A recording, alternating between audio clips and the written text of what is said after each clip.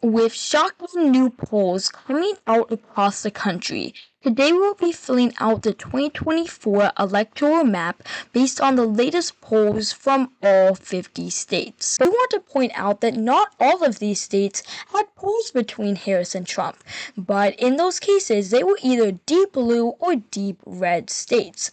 So let's get started. So let's start off on the West Coast.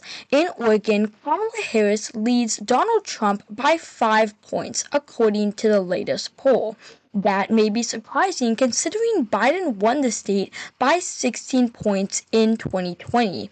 Nevertheless, that would be a lean state for Harris. If you thought that was surprising, you haven't seen anything yet. Moving one state down to Nevada, Harris narrowly leads by 1 point in the state. In 2020, Biden won Nevada by 2 points, but just 2 years later, Nevada elected a Republican as governor of the state. So while Nevada is a right-trending state, according to the latest poll, it would be a tilt state for Harris. The next state we are going to look at is Alaska. Trump won Alaska in 2020 by 10 points. While many polls have shown Trump up by larger margins, the latest poll has him up by 5 points, making it a lean state for Trump. Later on in this video, there's going to be a huge surprise, specifically in one of the eastern states, so make sure you watch until the end. Next up, we have Arizona, one of the 7 swing states for this election.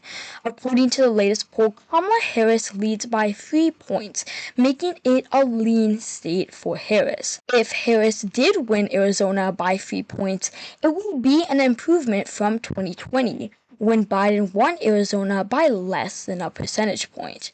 Moving on, our next state to look at is New Mexico, a Hispanic majority state. While Hispanics have been voting more Republican in recent years, the latest poll out of New Mexico has Harris up by 8 points, making it a likely state for Harris. One state up, we have Colorado.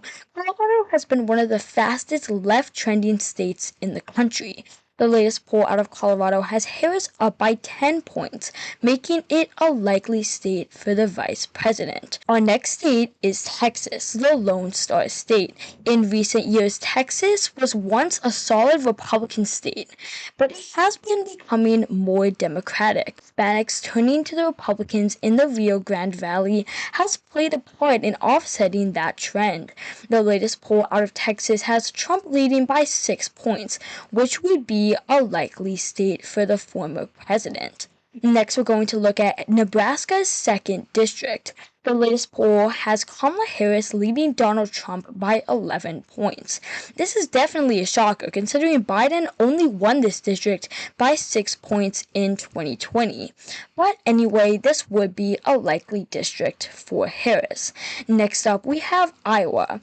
Iowa was once a very competitive swing state, but in recent years, it has swung drastically to the right, voting for Trump in both 2016 and 2020 by 9 and 8 points respectively.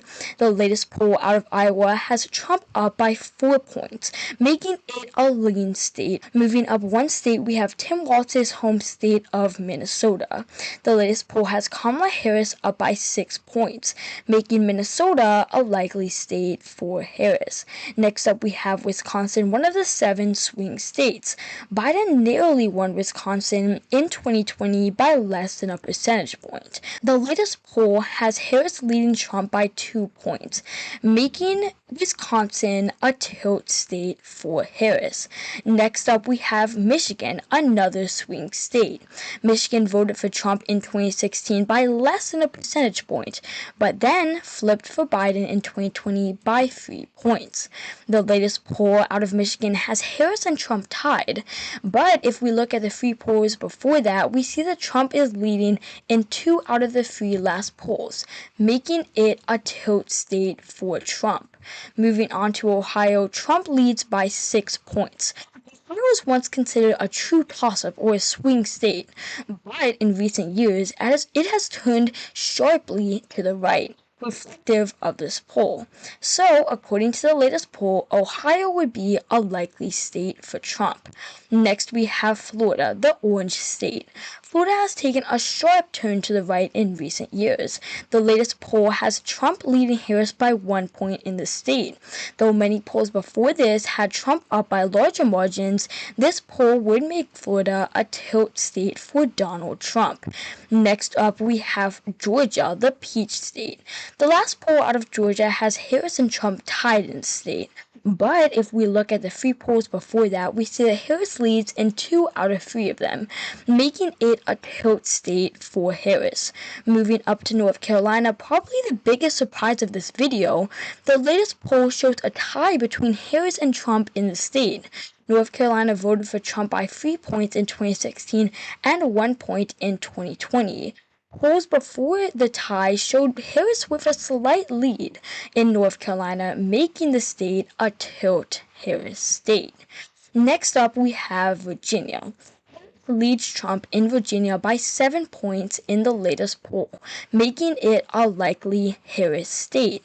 Next up, we have Pennsylvania, arguably the most important swing state in this election.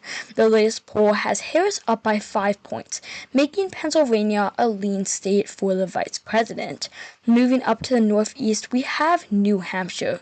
New Hampshire has voted Democratic in every presidential election since 2004.